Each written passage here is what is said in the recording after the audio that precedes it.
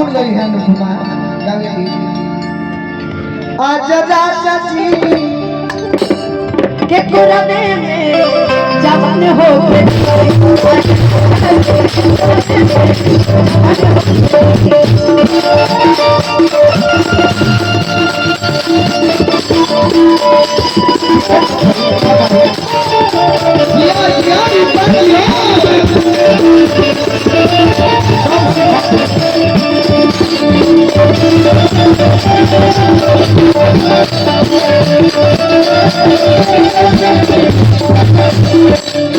सुनी सुनी भगवान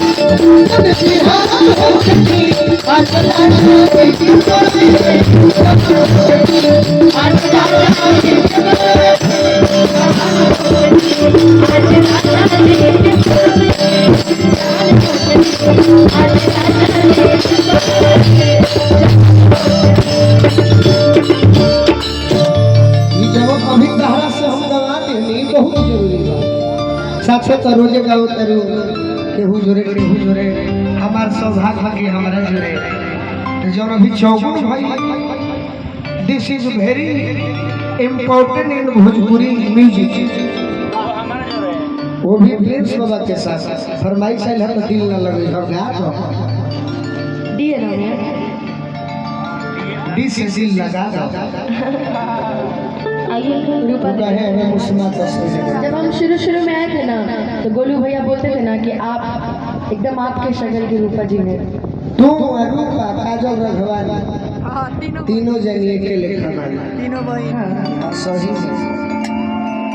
थैंक यू जा बाकी तू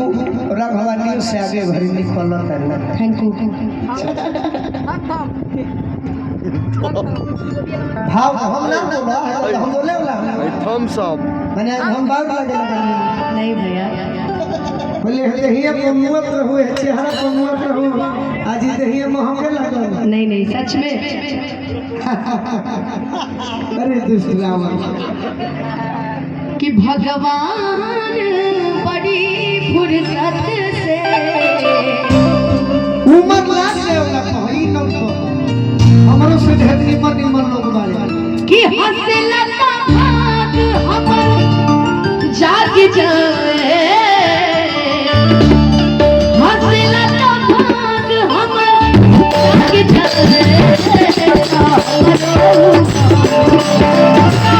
जाग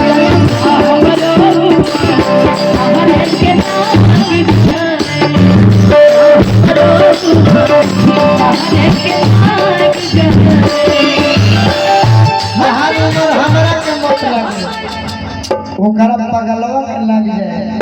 तो दोनों जने खुश रहो। अच्छा सही बात है कि खेसारी जी के भाई माने लो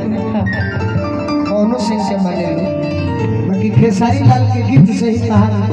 बिहार में उत्पत्ति हुई। सही बात। उसके बाद आपके साथ बोला अरे हम तो नहीं बोलने भाई शर्मा रहे हैं ना कुछ को हम ठीक है सवेर को हम पर गीत जाने लो कौन वाला ऐसे तो डब से नहाई के ये अच्छा उस दिन हम लोग गाए भी थे सुर सुनी दीदी इसमें आपका भी एक गाना है ना ऐसे ही हमें ही सोचा कि कुछ हम आप लोग रहते तो कहते नहीं काहे आज जाते नरेंद्र चाचा के भूला गया नरेंद्र चाचा पिताजी को क्या करता जे नाचल से बचल था अबे हमें जब नामे लिखा जाए तो फिर मुठ पर देखेगा घीचो जब हमें नामे लिखा जाए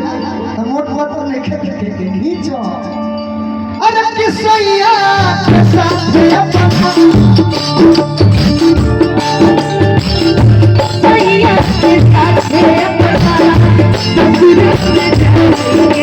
रोटी हम लोभ से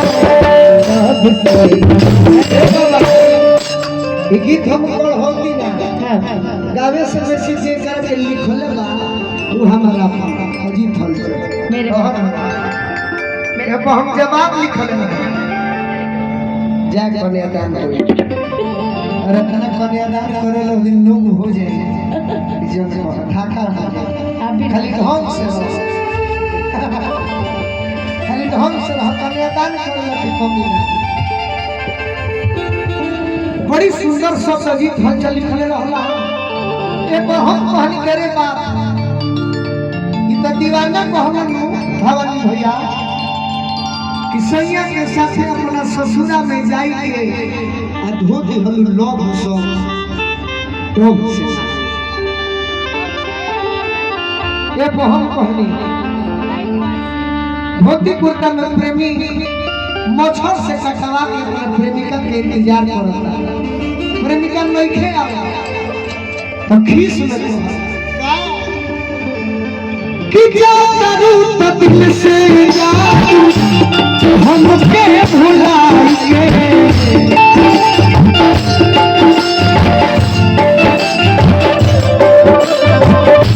जा करूं तो दिल से जाऊं हमके भुलाइए। एक तरीके से करके ठेलते हैं गिर जाए भाव में मैंने